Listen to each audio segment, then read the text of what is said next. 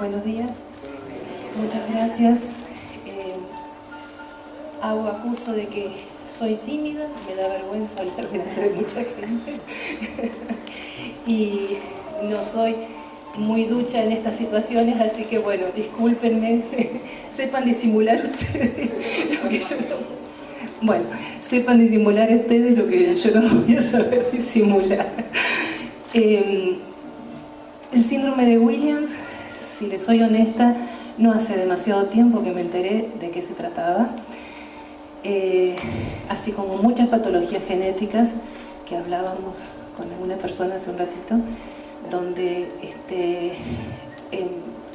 es como que para nosotros también se empezó a abrir todo un panorama y se corrió un telón a partir de los diagnósticos genéticos a otras cosas que en otro momento no nos dábamos cuenta. Llevo más de 30 años en la pediatría y realmente creo que en los últimos 10 es como que ha habido un clic, pero nos sigue costando mucho a todos. Bueno, el síndrome de Williams-Beuren lleva el nombre de sus, no sé si descubridores, pero sí sus descriptores, hace alrededor de 50 años, cuando empezaron a hacer la asociación de distintos signos que presentaban los pacientes o síntomas, y comenzaron a encontrarle, digamos, una forma a esta y un nombre a esta patología. Yo acá puse la definición de síndrome, porque como sé que hay muchos que no son médicos ni de la salud, entonces por ahí es el conjunto de signos y síntomas que conforman una patología determinada. O sea, no es un diagnóstico de una enfermedad. Por ejemplo, enfermedad celíaca, uno ya sabe, está tan divulgado ahora que ya sabemos, pero el signo es la diarrea o la constipación o la intolerancia a los alimentos o el síntoma, digamos, ¿no? Entonces, esa es la diferencia. Y el síndrome es una bolsa donde por ahí se meten muchas patologías que en una época ni siquiera tenían certeza, pero se sigue utilizando mucho. ¿Seguimos, Claudia? En la próxima. Bueno, es una enfermedad genética que se provoca en el cromosoma 7. Se presenta un caso cada 7.500 nacimientos, aunque en las bibliografías se encuentran descripciones de un caso cada 20.000, y como hablábamos con una de las mamás, quizás era la falta de diagnóstico oportuno la que hace que por ahí sea más frecuente de lo que se cree hasta en la actualidad. Y no hay distinción de razas ni sexos. O sea, no es una patología que esté ligada al sexo femenino o al sexo masculino, ni tampoco a determinadas etnias o determinadas razas. O sea que acá y en China es lo mismo. ¿Seguimos?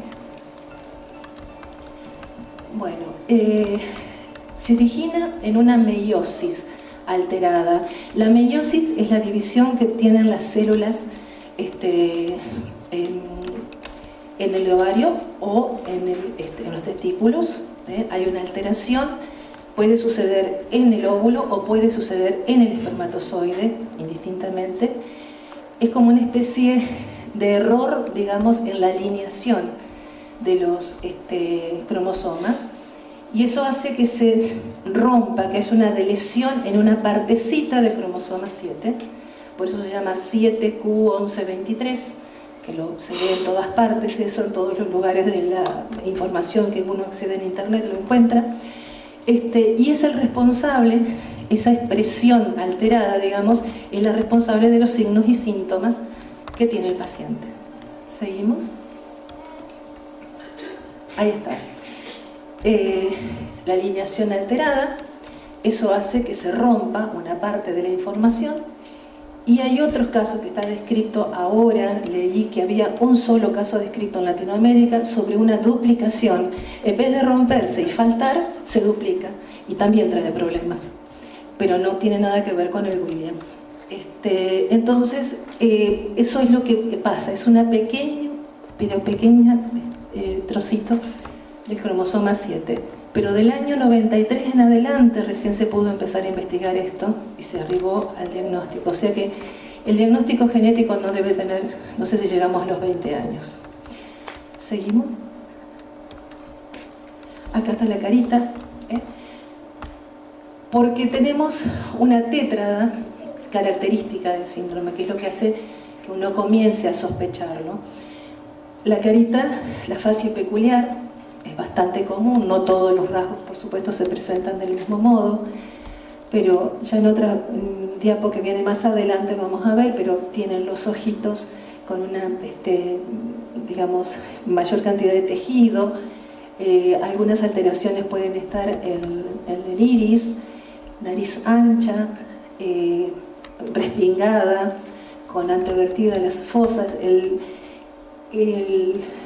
filtrum, que se llama, que es la parte del labio superior entre la nariz y la boca, es largo, los labios son gruesos, los mofletitos pueden ser laxos, pero llaman la atención, pueden tener algún problema odontológico, alteraciones de las piezas dentarias, alteraciones en el esmalte, y el mentón puede ser pequeño. ¿Seguimos? Las otras cosas que conforman este síndrome es la afectación cardiovascular. Una de las que se presenta con más frecuencia es la estenosis aórtica supravalvular. Hablando con un cardiólogo infantil el otro día, lo llamé para preguntarle cuántos síndromes de Williams tenían en su experiencia. Cardiólogos que son de Santa Fe, que muchos de ustedes los deben conocer, a los doctores Pastore, y me contó que tenían 3 casos en control actualmente, y que justamente la estenosis supravalvular aórtica es la más llamativa, es la que con más frecuencia se presenta, pero también puede haber otras patologías, por supuesto, como la estenosis de la arteria pulmonar en las ramas distales o en la rama proximal, en la zona proximal a la válvula, o también puede haber problemas a nivel de las arterias renales de uno o ambos lados, de la mesentérica, de las cerebrales, porque el problema se presenta porque falta elastina. La elastina es una subproteína que se genera y que da elasticidad a los tejidos. Y al faltar esa elastina, todos los tejidos que más la necesitan, todos la tienen, pero hay algunos que más lo necesitan, como son las arterias, entonces se ven afectadas por esa falta de elastina. Bueno, entonces después tenemos la hipercalcemia, que yo no me voy a extender tanto en cada cosa porque cada especialista después va a hablar, entonces voy a tratar de hacer una reseña rápida nada más. La hipercalcemia, que es el aumento del calcio en sangre por arriba de valores normales, aceptables, y que además se tiene que repetir en varios análisis, porque un solo hallazgo de hipercalcemia no hace el diagnóstico. Y puede ser transitoria en la infancia, pero que a veces es responsable de algunos síntomas que después vamos a hablar. El retraso madurativo pontoestatural, o sea, son niños pequeños y que les puede costar crecer, y el retraso también psicomotriz, con unos rasgos característicos de esta patología. Adelante, por favor. Bueno, acá un poquito de historia, para que vean lo que decía. Miren, en 1952 el doctor Fanconi describió por primera vez un caso. Después lo siguió el doctor Williams, después el doctor Breuner, en distintos países inclusive. Y bueno, después es como que todo el mundo empezó a prestar atención a esto. Esto en la medicina no es extraño, al contrario, es lo más frecuente. Alguien empieza a observar y a ver qué le está ocurriendo, y bueno, y tiene la suerte por ahí de tener otros colegas que lo ayudan. Por eso es que en agradecimiento y colaboración a Williams y a Breuner es como se llama la enfermedad hoy día. Bueno, los pacientes... ¿qué puse? Claro, que esta patología, entonces, esta asociación entre una patología cardíaca con esta carita y con estos problemas cognitivos, por ahí empezaron a notarse y a aumentar la frecuencia de la descripción de los casos. Y en la llegada de los años 90, como les decía, es cuando llega el boom de la genética, de la biología molecular, es que se logra hacer el diagnóstico de certeza. Seguimos. Acá está, ¿ven? La partecita del cromosoma 7, entre los genes 11 y 23, son los responsables de los problemas. Fíjense, el gen que es el que codifica la elastina, el que codifica el calcio y otros problemas como el retraso mental, que es generalmente leve, la hiperacusia, algunos problemitas de conducta y el problema del crecimiento. Ahí están, digamos, descritos. Y hay un montón de otros genes que todavía hoy están en estudio y no se sabe exactamente cuál es su función. Seguimos. Acá está lo que decía, lo de la carita, ¿ven? Los ojos, ¿no? El incremento del tejido alrededor de los ojos, la naricita muy bonita, chatita, respingada, los labios gruesos, los mofletitos, el mentón pequeño. Es un patrón que se presenta con bastante frecuencia. Obviamente no todos tienen la misma expresión, algunos se expresan más, otros menos. Claudio, ¿podrías? La patología cardiovascular, volvemos a repetir, estenosis aórtica supravalvular, se habla de un 75% del diagnóstico de esta patología cardíaca en el síndrome de Williams. La estenosis de las ramas periféricas, de las arterias renales, cerebrales, mesentéricas, la hipertensión arterial, que es sistémica por el problema de la elastina en todos los vasos sanguíneos, y además se puede asociar la hipertensión causada por el problema de la arteria renal, que hay hipertensión de origen renal también. Y bueno, todo relacionado a la disminución de la producción de elastina. La otra, Claudio. Patología musculoesquelética. Al faltar elastina hay una laxitud de las articulaciones, con una disminución del tono muscular y la fuerza muscular. Eso es otra cosa que hay que tener en cuenta, sobre todo cuando son muy pequeños. Después lo vamos a ver de vuelta. Las alteraciones posturales, que eso se ve ya cuando son un poco más grandes, sobre todo a nivel de la columna vertebral, entonces aparecen las lordosis, las escoliosis. El aumento de la frecuencia de hernias inguinales, umbilicales, hernia de hiato, todo también relacionado a esta patología muscular por falta de elastina. Y con el tiempo pueden aparecer contracturas en las articulaciones de los miembros inferiores, es decir, puede haber después una anquilosis de las articulaciones. ¿Querés pasar la próxima, Claudio? Patología auditiva, algiacusia, o sea, tienen un oído muy desarrollado, muy selectivo, el oído musical, por eso para la música son espectaculares. Y en algún caso, en algún tono auditivo les provoca dolor. Entonces por eso se habla de las algiacusias, algia de dolor. Y también tiene una cierta tendencia a problemas de infecciones recurrentes en el oído medio durante la infancia. ¿Seguimos?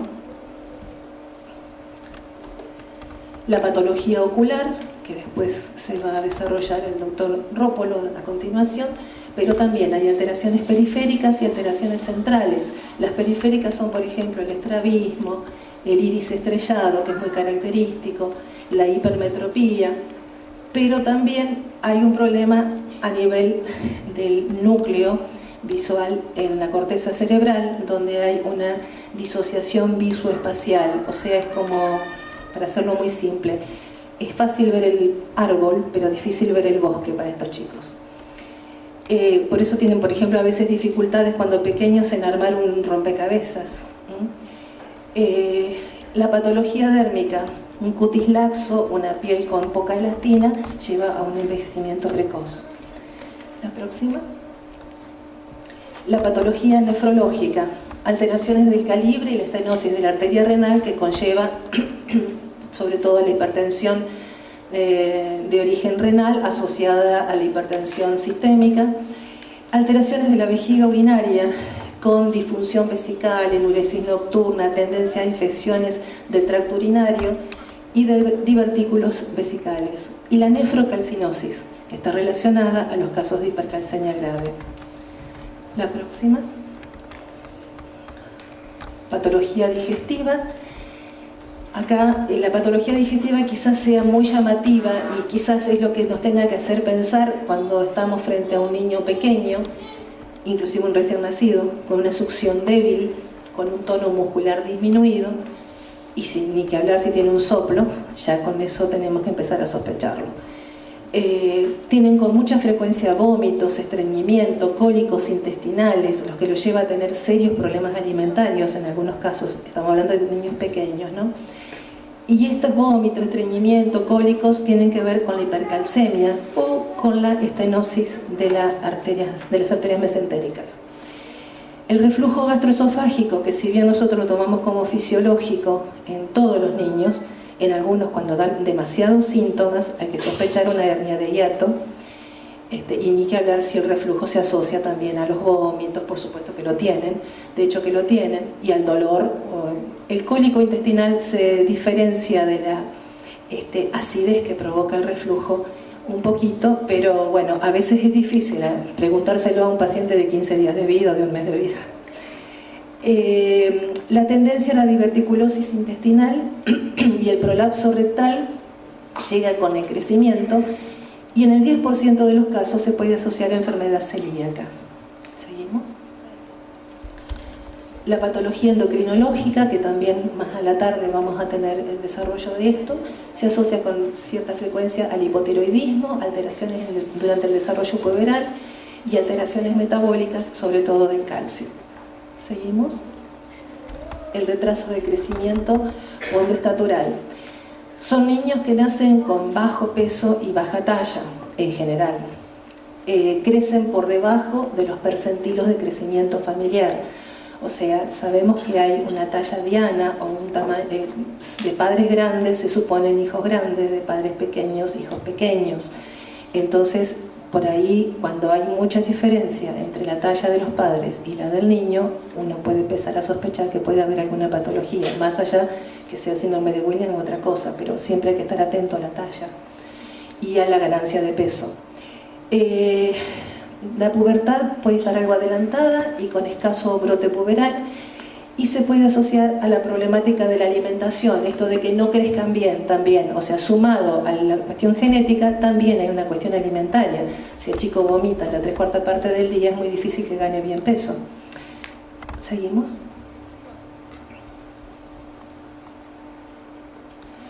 El retraso del desarrollo psicomotriz. Sabemos que el desarrollo psicomotriz en un chico que recién nacido le damos cada vez más importancia.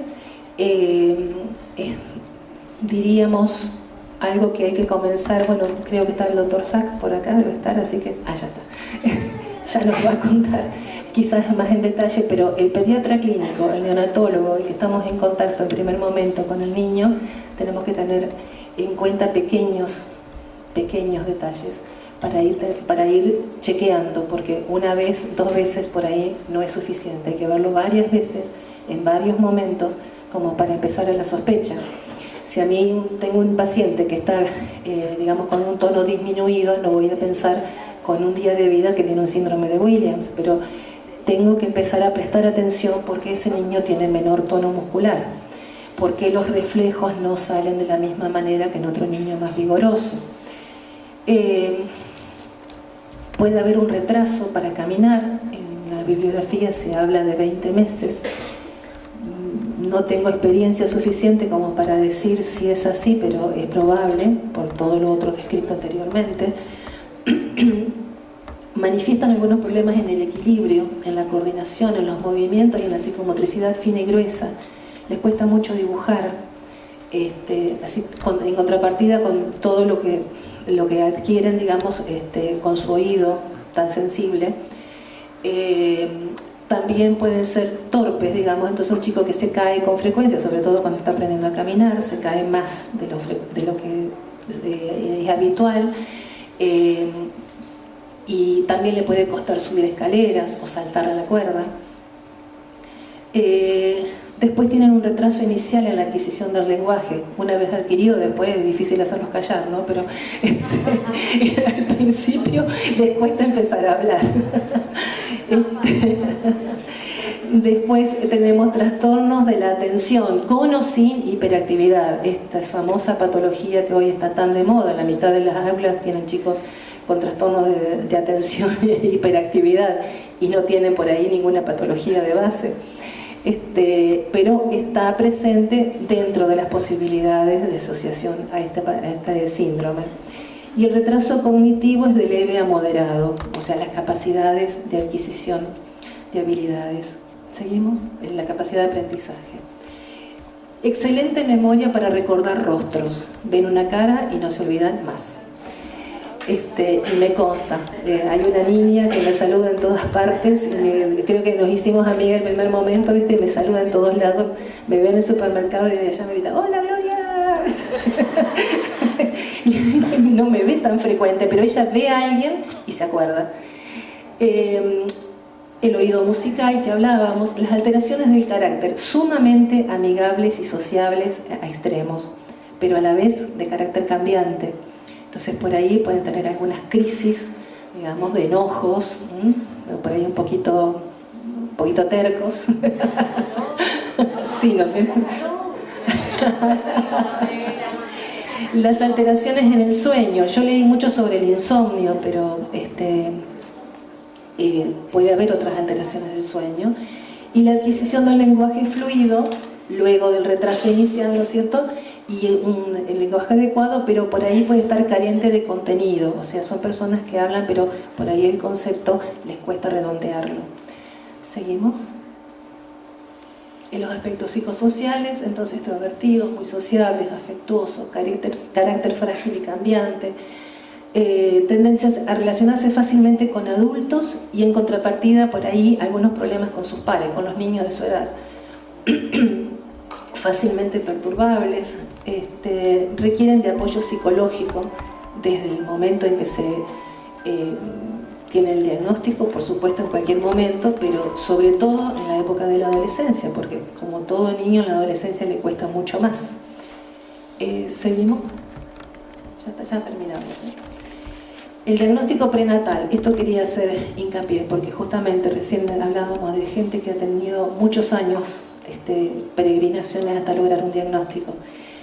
Hoy por suerte se ha avanzado bastante y bueno, y nos conectamos bastante más entre profesionales, pero un embarazo bien controlado, que además lleve a hacer unas ecografías donde el ecografista encuentre un retraso de crecimiento o un niño pequeño, más que retraso de crecimiento hablemos de un niño pequeño intraútero, y que además observe a través de un ecocardiograma fetal algún problema en las arterias, puede estar ya haciendo pensar en la posibilidad de que estamos frente a una patología que habrá que estudiar, sí, si se trata de un síndrome de Williams o de muchas otras más que hay, ¿no?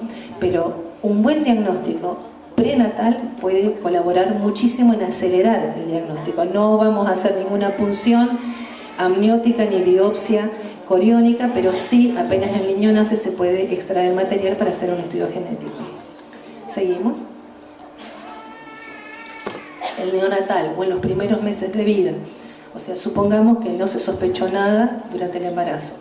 El niño nace, nos encontramos con un niño pequeño, que además le cuesta muchísimo alimentarse, que vomita con frecuencia, que le cuesta ganar peso y ganar talla, que tiene una carita que nos llama la atención, que además presenta un soplo eyectivo, un soplo sistólico eyectivo, o sea que puede estar asociándose a una cardiopatía, que tiene una hernia, por ejemplo, una hernia inguinal, una hernia umbilical, y bueno, todos esos signos que está presentando y esos síntomas que está presentando ese paciente nos tiene que hacer pensar que puede haber algo. Entonces hay que hacer la consulta con genetistas o con especialistas. A veces se requieren de varios consultorios, digamos, porque supongamos que yo encuentro algo que me llama la atención y lo derivo al oftalmólogo.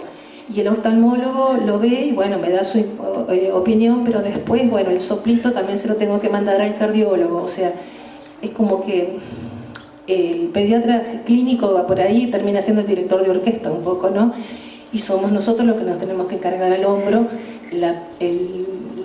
la posibilidad del primer diagnóstico, por lo menos de sospecha. ¿La seguimos la otra?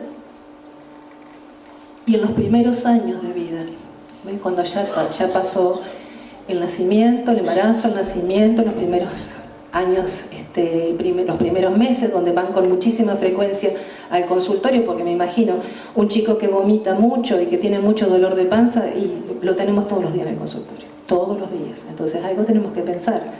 ¿Qué está pasando? Que esta mamá viene de lunes a viernes y me llama el sábado y el domingo además por teléfono para decirme que el nene sigue vomitando. Las dificultades en el crecimiento, entonces, fondo estatural, en el desarrollo psicomotriz, en el retraso de la adquisición del lenguaje, la existencia de hernias, los problemas visuales que ya generalmente se detectaron con, supongamos que no tenía un iris estrellado, no lo mandamos al oftalmólogo, pero más adelante comenzamos a notar que tiene dificultades visuales por hipermetropía o por o en un estrabismo. La presencia del soplo y de la hipertensión, hay que tomarles siempre la tensión arterial, siempre, en todas las consultas. El retraso en el aprendizaje, que eso se comienza a ver más que nada cuando llegan al jardincito o a la escuela. La sensibilidad auditiva, tal vez nadie se dio cuenta de que podía aprender música muy fácilmente, pero sí es un chico que se puede quejar de dolor cuando gritan o cuando hay mucho bullicio. En un análisis de rutina que se puede pedir, encontrar el calcio alto, y bueno, hay que repetirlo quizás varias veces y en las mejores condiciones tomadas, porque no siempre es fácil diagnosticar hipercalcemia tomando la muestra de cualquier manera. Los problemas en la motricidad fina y gruesa, por ejemplo, un comentario de la mamá que le cuesta dibujar o que le cuesta armar un rompecabezas. Hay una neuróloga que recomienda que en cada consulta los pediatras le hagamos hacer un dibujo del cuerpo humano a los niños. Entonces, a partir de que comienzan a tomar un lápiz y un papel, además para que se queden quietitos un ratito mientras hablamos con la mamá, le hacemos, a ver, dibujate acá, toma un papelito, toma mi recetario que te encanta, mi lapicera que te encanta, y dibujame un cuerpito, dibujate vos. Entonces empezamos a ver, hay un patrón que aproximadamente nos dice la edad que ese niño tiene a partir de su dibujo. Y esas simples cosas nos puede ayudar a los pediatras clínicos como para decidir si lo llamamos al doctor Sacra y le decimos, mira, acá tenemos un chico que creo que hay un problema. Después, bueno, la laxitud en las articulaciones y la disminución del tono muscular, que a veces, por ejemplo, dificultades para hacer gimnasia. La enuresis y la urgencia miccional. Muchas consultas, independientemente del síndrome de Williams, son por enuresis. Enuresis es hacerse pis en la cama, generalmente por la noche, después que han dejado los pañales. Y bueno, hay que investigar muy bien cómo es esa enuresis, porque lo primero que se le acusa es a las cuestiones emocionales, pero muchas veces no tienen nada que ver. Seguimos. Bueno, no existe un tratamiento específico desde el momento que es una enfermedad genética. Se han elaborado guías de seguimiento para el síndrome específica para el síndrome de Williams, como también guías de seguimiento en crecimiento y desarrollo. O sea, tienen percentilos especiales, como hoy también los tienen los chicos con síndrome de Down, porque sabemos que no tienen un patrón de crecimiento igual al resto de la población. Cada especialidad deberá abordar la problemática específica en forma multidisciplinaria y no interdisciplinaria. Hay una diferencia, en general, que el trabajo en equipo es más multi. Y bueno, a veces somos los pediatras clínicos los que tenemos que iniciar esto, pero necesitamos de todos los colegas y necesitamos de muchos auxiliares de la medicina para poder abordar en forma integral al paciente. Y mientras más pronto lo hagamos, mucho mejor. ¿Seguimos? Bueno, y no olvidarse del apoyo y la contención a la familia, que son el pivot central de ese niño. Entonces, por ahí pecamos A ver, si a mí me vienen todos los días, como decía, un chico con vómitos y todo, llega un momento, qué pesada esta mujer, me llama todos los días por lo mismo, qué estará haciendo mal, y por ahí la pobre madre está haciendo todo muy bien. El problema es que somos nosotros los que no nos hemos dado cuenta que el paciente está con una patología que está comenzando a dar síntomas. ¿Seguimos? Bueno, esto lo leí en una de las tantas páginas que leí y me encantó. Ninguna enfermedad es tan rara como para que no merezca ser estudiada. Y es verdad. Esto es un desafío que nos están poniendo por delante. No hay que tampoco hacer sobrediagnóstico, porque si no, si nos miramos las caras acá, todos debemos tener alguna cuestión genética por ahí dando vueltas, pero no hay que, por ser rara, no hay que dejar de desmerecer lo que ese paciente necesita. Bueno, muchísimas gracias.